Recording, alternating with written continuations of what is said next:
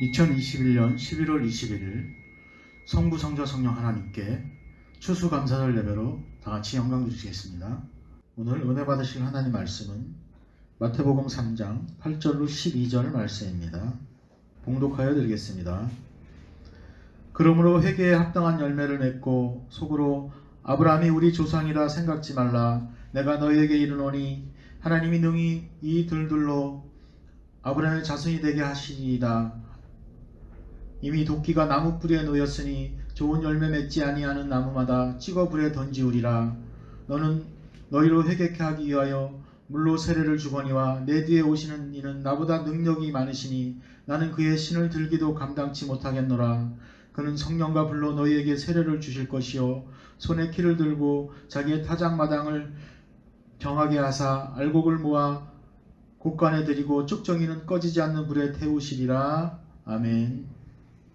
담임 목사님 나오셔서 알곡과 쭉정이라는 말씀을 선포하실 때 많은 은혜 받으시기 바랍니다. 기도하겠습니다. 여호와께 감사하라. 그는 선하시며 그 인자하심이 영원하미로다. 모든 신에 뛰어나신 하나님께 감사하라. 그 인자하심이 영원하미로다. 모든 육체에게 식물을 주신 이에게 감사하라. 그 인자하심이 영원하심이로다. 하늘의 하나님께 감사하라. 그 인자하심이 영원하미로다. 저희의 인생을 풍성케 하시고 또 먹이신 하나님 아버지, 아무것도 가진 것 없이 이 세상에 온 저희들이 아버지의 은혜를 입어서 많은 것을 얻게 하여 주시니 주님 감사합니다. 광야 같은 메마른 삶 속에서 만나와 메추라기를 내려주신 하나님의 은혜가 너무 감사해서 오늘 이렇게 감사의 예배를 드릴 수 있도록 인도해 주시니 감사합니다. 험난하고 복잡한 1년 동안 입을 것과 먹을 것을 주시고 베풀고 나눌 수 있도록 은혜 베풀어 주심에 감사하여 추수감사 예배로 하나님께 영광 돌릴 수 있도록 인도해 주시니 감사합니다.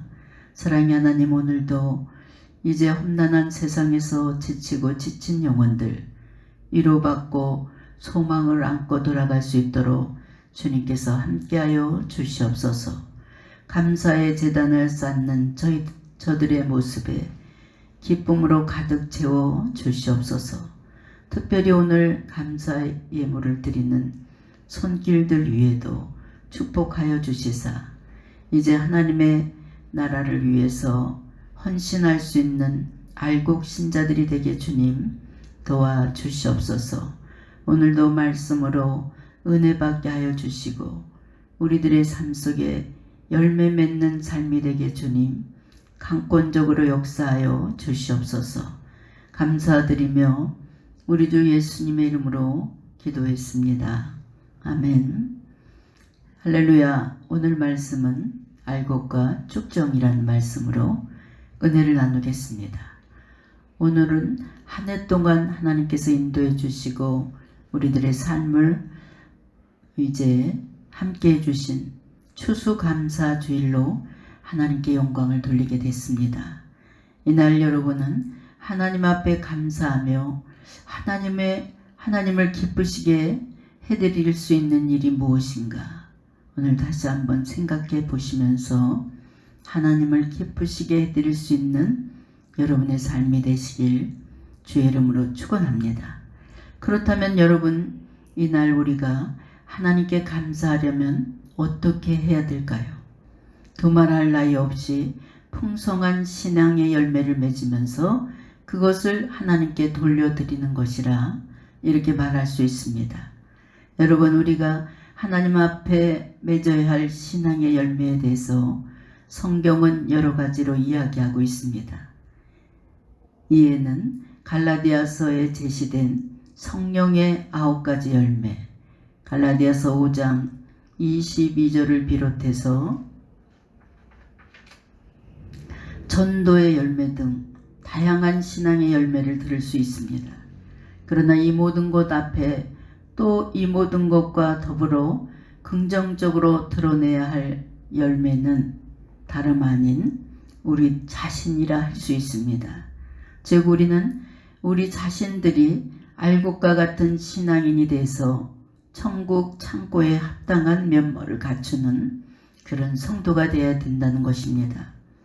그것이 하나님을 가장 기쁘게 하는 것이며 가장 적극적인 감사의 방식이라 할 수 있습니다. 오늘 말씀은 이와 관련해서 매우 중요한 것을 우리에게 일깨워 줍니다. 그것은 장차 있을 심판과 관련된 것으로 우리가 하나님의 타작마당에서 알곡과 같은 신앙인지 또 가라지 같은 신앙인지 그의 여부에 따라서 판이한 결과를 맞게 되는 것을 볼 수 있습니다. 오늘 봉독한 본문 말씀에서 세례 요한은 장차 하나님께서 타작마당을 정하게 하사 알곡은 모아 곳간에 들이고 쭉정이는 꺼지지 않는 불에 태우시리니 이렇게 경고하고 있습니다. 여기서 알곡은 믿음의 신자요, 쭉정이는 거짓 믿음을 가진 그런 신자를 비유하고 있습니다. 오늘 우리는 이러한 본문 말씀을 통해서 우리의 현실을 정확하게 직시하고 살아야 됩니다. 그리하여 쭉정이가 아닌 알곡으로 심판날에 하나님 앞에 인정받는 자로서 천국 창고에 들어갈 수 있는 여러분이 되시길 주의 이름으로 축원합니다. 그것이 우리가 이제 올릴 수 있는 최상의 감사요, 하나님께 바치는 최고의 기쁨이며 우리 자신 스스로를 참으로 복되게 하는 길이기 때문입니다. 오늘은 이를 위해서 알곡과 쭉정이의 차이, 이것이 과연 무엇인지를 오늘 말씀을 통해서 깨닫는 시간 되시기 바랍니다. 알곡이나 쭉정이는 외관상으로 보면 다 똑같이 보입니다. 그러나 알곡에는 생명이 있고 쭉정이에는 절대로 생명이 없습니다. 많은 씨앗을 논밭에 뿌리는 것은 생명을 얻기 위해서 뿌립니다. 생명이 없는 쭉정이는 그대로 썩어버리고 생명이 있는 알곡은 싹이 납니다. 알곡은 살아있고 쭉정이 속에 텅 비어 그 안에 있는 쭉정이는 아무런 생명이 없습니다. 여러분 이를 통해서 여러분 자신의 현실을 이 시간 돌아보시기 바랍니다. 과연 여러분 안에 생명이 있습니까? 내면에 점점 더 열매를 키워가고 있습니까? 생명 있는 살아있는 성도가 되어야 됩니다. 혹 겉으로 보이기에는 껍데기를 보면 예수를 잘 믿는 그런 거룩한 사람처럼 보입니다. 그렇지만 그 내면을 들여다보면 예수님이 주시는 생명이 없어요. 여러분 이제 그렇다면 우리 안에 진정한 열매를 맺고자 맺혀지고 생명이 차오르기 위해서는 우리가 어떻게 해야 됩니까? 먼저는 그리스도 안에서 거듭남을 체험해야 됩니다. 육신에 속한 삶은 죽음으로 치닫는 삶이며 날로 후패해 갈 뿐입니다. 그러나 그리스도 안에서 거듭날 때, 물과 성령으로 거듭나게 될 때 육신은 후패할지라도 영은 새롭게 날로 새로워지게 되어 있습니다.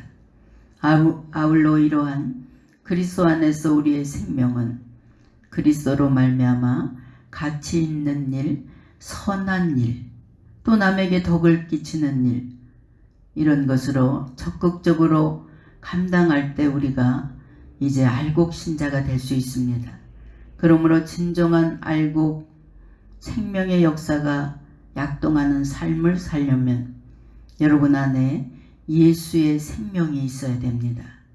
그리고 야고보서 기자는 행함이 없는 믿음은 그 자체가 죽은 믿음이라 이렇게 증언하고 있습니다.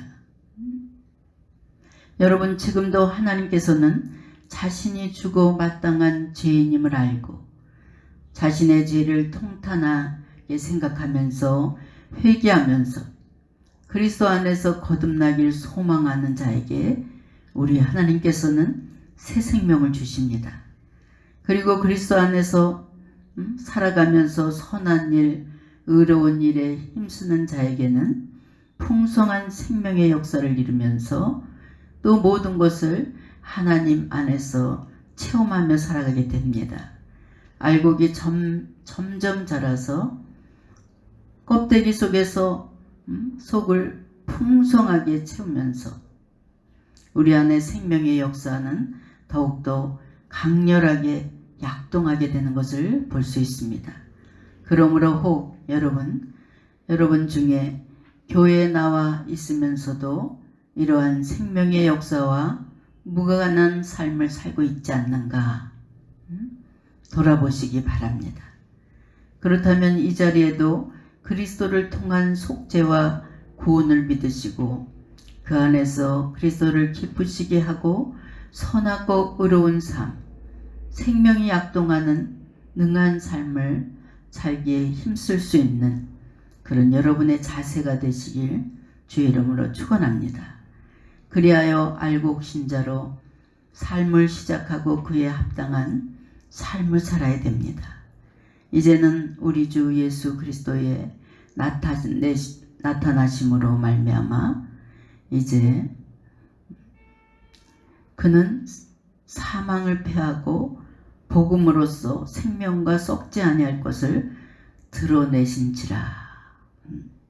우리 하나님께서는 살아있는 생명을 좋아하셔요. 살아있는 신앙을 가진 성도를 볼 때마다 기뻐하십니다. 여러분, 주님 오시는 그날까지 알곡 신자가 되시길 주의 이름으로 축원합니다. 알곡은 고개를 숙이고 쭉정이는 고개를 바짝 들고 있습니다. 벼가 누렇게 익어가는 논에 가보면 알곡은 익으면 익을수록 고개를 숙이지만 쭉정이는 고개를 빳빳하게 들고 있어요. 벼 이삭이 처음 나올 때는 그리고 쭉정이가 처음 나올 때는 구별이 잘 되지 않습니다. 여러분, 논에 가보면 피하고 모하고 같이 자랍니다. 그런데 파랄 때는 잘 모릅니다. 이것이 모인지 이것이 피인지 얼뜻 보면 알 수가 없어요. 그러나 열매가 무르익어가면서 익으면 익을수록 열매가 가득 찬 그런 벼이삭은 고개를 푹 숙이게 되는 것을 우리가 볼 수 있습니다. 이것이 우리에게 교훈하는 것이 무엇입니까? 알곡 신자가 신자냐 아니면 쭉정이 거짓 신자냐, 이것입니다. 교만이냐 겸손이냐. 여러분, 하나님께서 교만한 자를 대적하시고 겸손한 자에게 은혜를 베풀어 주신다고 약속하고 계십니다. 여러분, 먼저 알곡 신자가 되길 원하십니까? 겸손히 주님을 섬기는 자가 되시길 주님의 이름으로 부탁드립니다. 그렇다면 겸손해지기 위해서는 우리는 도대체 무엇을 해야 됩니까? 그것은 우리 자신을 억지로 낮춘다고 되는 일이 아닙니다. 알곡이 고개를 숙이는 것은 결코 농부가 계속해서 억지로 그 알곡을 손으로 누른다고 고개가 숙여지는 것이 아니에요. 누가 시켜서 고개 숙이는 것이 아니라 자기 스스로가 고개를 숙이는 것입니다. 이것이 바로 겸손입니다. 우리 하나님 앞에 설 자격도 없고 우리는 죄인입니다. 죄인도 우리가 하나님 앞에 선택되어 구원받는다는 자체를 알면 자신도 모르게 고개를 숙일 수밖에 없습니다. 살인죄를 지고 온 사람이 하나님의 은혜를 깨닫고 하나님의 구속의 은혜를 깨닫고 그 자신이 지은 죄를 들여다본다면 그 살인죄를 진 사람도 고개를 하나님 앞에 숙일 수밖에 없습니다. 신앙의 열매도 우리가 맺는 것이 아니라 하나님의 은혜로 신앙의 열매를 맺게 됩니다. 그러므로 무슨 특별한 업적을 쌓는다 해도 그것은 너무나 감사할 것이지 자랑하고 교만할 그럴 이유가 아닙니다. 쭉정이는 아무리 고개를 아래로 눌러서 짓눌러도 다시 뻣뻣하게 일어납니다. 왜 그렇습니까? 그 안에 아무것도 없기 때문이에요. 생명도 없고 하나님의 은혜도 없고 그로 말미암아 쭉정이에는 축복도 없습니다.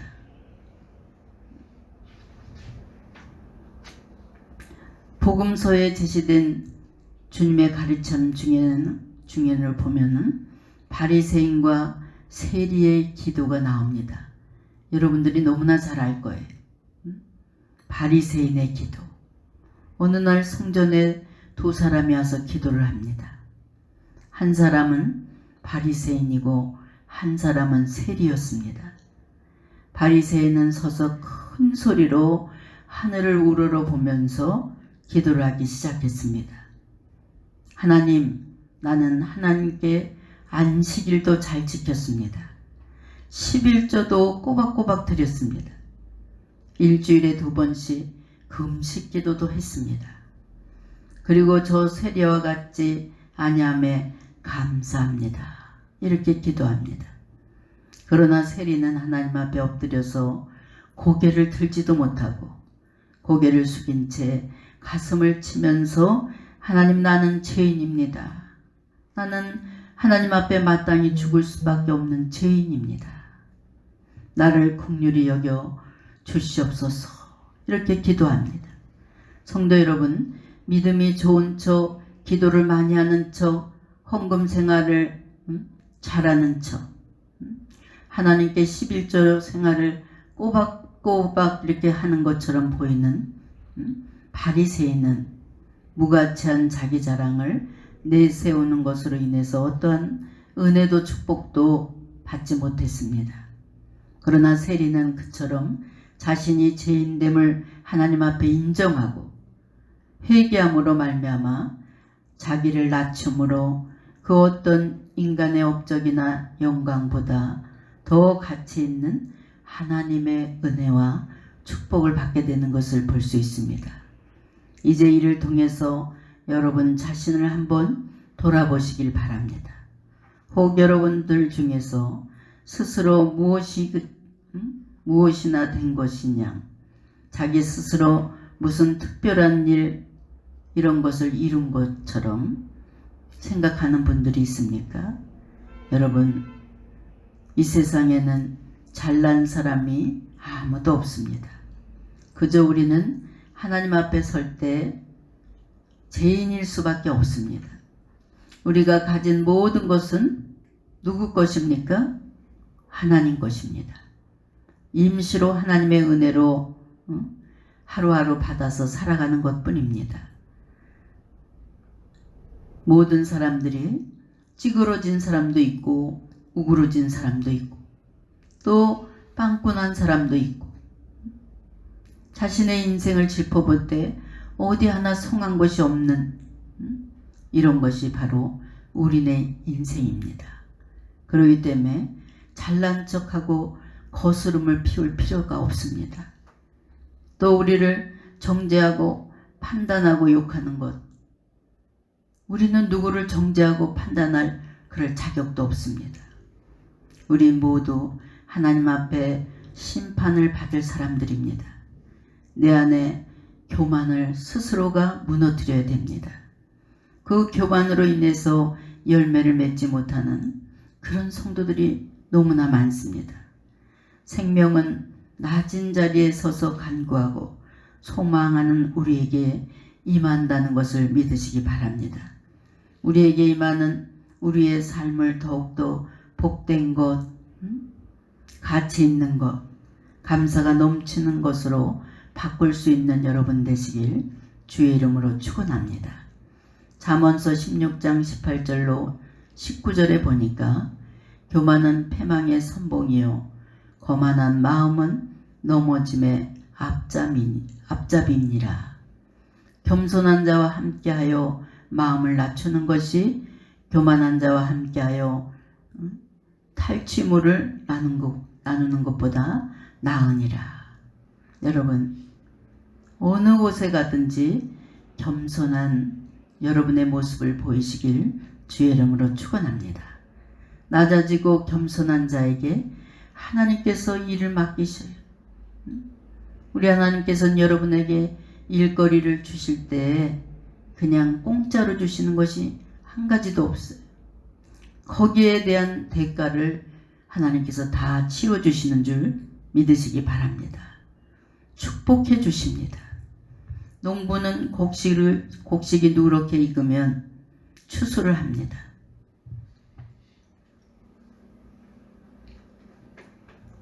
추수를 해서 알곡은 다 거두고 쭉정이는 추수할 때, 요즘은 쭉정이는 추수할 때 버리는 것 같지만 예전에는 알곡과 쭉정이를 다 거둡니다.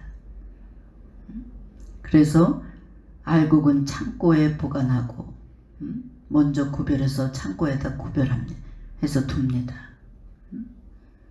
또 타작할 때 보니까 막 바람을 날려서 껍질은 다 쭉정이는 날려버립니다.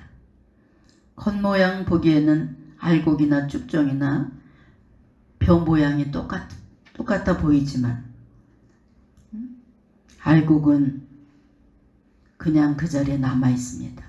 그러나 쭉정이는 막 바람을 일으키면 다 날아가 버립니다. 이게 무슨 뜻입니까? 하나님께서 알곡 속에 숨어있는 쭉정이를 골라내십니다. 알곡 신자인지 쭉정이 신자인지 겉으로 볼 때는 다 교회 다니는 사람 같아요. 다 믿음 생활 열심히 하는 사람 같아요.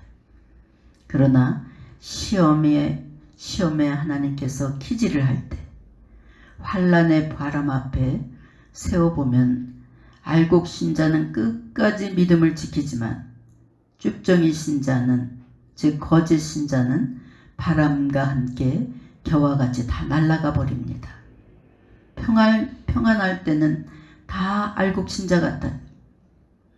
예수님 때문에 핍박을 당하고 예수 믿다가 손해를 보고 예수님 때문에 고난을 당하면 쭉정이는 다 떠나가 버립니다. 여러분, 예수님 당시도 그랬습니다. 예수님께서 기적을 행하여서 병을 고치시고 귀신 들린 자를 고치시고 기적을 행할 때 떡을 먹이실 때 수많은 사람들이 예수님을 환영하면서 심지어는 예수님을 억지로 왕으로 세우려고 그랬어요. 그러나 예수님께서 십자가의 죽으심을 당하실 때 거짓 신자는 다 예수님 곁을 떠났습니다. 그렇습니다. 알곡 성도는 시험이 있고 어려움이 있을 때 더욱더 주님 앞에 바로 서고 더욱더 주님 앞에 주님 안으로 바싹 들어옵니다. 그러나 쭉정이 믿음을 가진 사람은 점점 입으로 불평불만을 하면서 떠납니다. 알곡은 아무리 바람이 불어도 절대로 날아가지 않습니다. 알곡 신자는 환난에 절대 요동하지 않습니다. 그러나 쭉정이 신자는 적은 일에도 안절부절합니다. 그렇다면 여러분 어떻습니까? 여러분들은 모두 알곡 신자가 되기를 원합니다. 하지만 환난의 바람이 불을 때 내 믿음은 어땠는가? 한번 돌아보시기 바랍니다. 하나님 편에 영원히 거하는 삶을 내가 살아갈 수 있는가? 우리 추수감사주의를 맞이해서 내가 정말 이 강대상에 쌓여있는 이런 아름다운 열매처럼 이런 알곡신자가 돼서 주님 앞에 내 모습을 보여드릴 수 있는 신앙인가? 이 시간 여러분 돌아보시길 주의 이름으로 축원합니다. 성도는 좀 무게 있는 성도가 돼야 돼. 팔랑개비가 되면 안 돼. 교회 나와서 누가 좀 기분 나쁜 소리해서 어떤 사람 예배 안 드리고 그냥 가요. 예수님을 알게 되는 단계에서 예수님 일에 함께 동참하는 그런 성숙한 신앙의 단계까지 갈 수 있는 여러분이 되시길 주의 이름으로 축원합니다. 여러분 모두가 알곡신자가 되시길 바랍니다. 오늘 추수감사주일입니다. 오늘은 추수와 관련해서 알곡과 쭉정이에 대해서 이야기를 해보았습니다. 여러분, 알곡과 쭉정이가 함께 있을 때에는 잘 모른다는 사실을 기억하시고, 그러나 하나님께서는 반드시 알곡과 쭉정이를 가릴 때가 옵니다. 그때 부끄러움을 당하지 않으려면 하나님 앞에 바로 설 수 있는 알곡신자가 되시길 바랍니다. 그리고 우리는 무엇보다도 이 거짓된 세상 진실하게 살아갈 수 있는 여러분의 모습이 되시길 주의 이름으로 축원합니다. 오늘날 성도들이 예수 믿는 척하는 성도들이 너무나 많아요. 제가 신앙 상담을 수없이 해보면 100명이 오면 20명, 겨우 20명 알곡을 찾아볼 수 있습니다. 우리는 날마다 예수님을 닮아가야 됩니다. 신앙에 걸맞는 인격자가 되어야 됩니다. 오늘 이 순간에 하나님께서 나의 생명을 부르신다 할지라도 나는 천국 창고에 갈 수 있어. 난 알곡신앙이야. 이렇게 자부할 수 있는 믿음이 되어야 됩니다. 하나님께서 마지막 추수할 타작마당에서 알곡이 되어 천국 창고에 들어갈 수 있는 신앙의 인격을 갖춘 알곡신앙인 바로 여러분이 되시길 바랍니다. 오늘 우리 주님께서 무엇보다도 여러분의 추수감사하는 그 마음을 받길 원하시는 것은 이렇게 우리가 과일과 열매로 하나님께 추수감사를 기념하면서 예배를 드리지만 우리 주님께서 가장 기뻐하는 그 열매를 받기 원하시는 것은 바로 여러분의 진실한 신앙의 열매를 받기 원하시는 줄 믿으시기 바랍니다. 우리는 오늘 추수감사절을 맞이해서 1년 동안 하나님께서 우리를 불꽃같이 지켜주시고 때를 따라 은혜의 단비를 내려주시고 우리들의 필요한 모든 것을 그때그때마다 공급해 주신 은혜를 다시 한번 생각해 보시면서 추수감사 예물로 여러분 자신을 진실한 알곡신앙을 드릴 수 있는 그런 여러분이 되시길 주의 이름으로 축원합니다. 하나님께 드리는 감사제를 어떤 마음으로 드립니까? 우리 하나님이 원하시는 것은 바로 여러분의 모습, 진실한 모습을 받기 원하십니다. 그러므로 여러분 날마다 하루하루 하나님께 감사하시고 늘 알곡신앙의 자세로 하나님께 영광 돌릴 수 있는 여러분이 되시고 선한 믿음의 열매를 맺는 삶을 살아가시길 주의 이름으로 축원합니다. 그리고 최선을 다해서 감사 예배를 드릴 수 있는 여러분이 되시길 주의 이름으로 축원합니다. 기도하겠습니다. 사랑의 하나님, 저희들 몸과 마음과 정성을 다해서 추수감사 예배로 하나님께 영광 돌릴 수 있도록 인도해 주시니 주님 감사합니다. 지나간 1년 동안 때를 따라 필요한 모든 것을 공급해 주시고 저희들의 삶에 채워주시며 한량없는 은혜를 베풀어 주심에 주님 감사합니다. 또한 이렇게 코로나로 인해서 모두가 아우성치는 이때 저희들을 안전지대로 이끌어 주시니 주님 감사합니다. 저희들 무엇보다도 알곡신앙의 아름다운 믿음의 열매를 하나님께 드릴 수 있는 성도들이 되게 주님 도와주시고 마지막 타작마당에 천국 창고에 들어갈 수 있는 귀한 성도들이 되게 주님 도와주시옵소서. 감사드리며 우리 주 예수님의 이름으로 기도했습니다. 아멘. 이제 우리가 우리 믿음 생활하면서 우리 절기 예배를 중요시 여길 수 있는 여러분 되시기 바랍니다. 우리 오늘 추수감사 예배 이 과일은 우리 실로암 선교팀이 한 40명 정도 됩니다. 그래서 오늘 이렇게 주일 설교가 나가면 그들이 다 설교를 듣고 또 이렇게 과일 헌금을 또 보내오고 그래서 올해도 풍성한 가운데 이렇게 추수감사 예배를 드리게 됐습니다.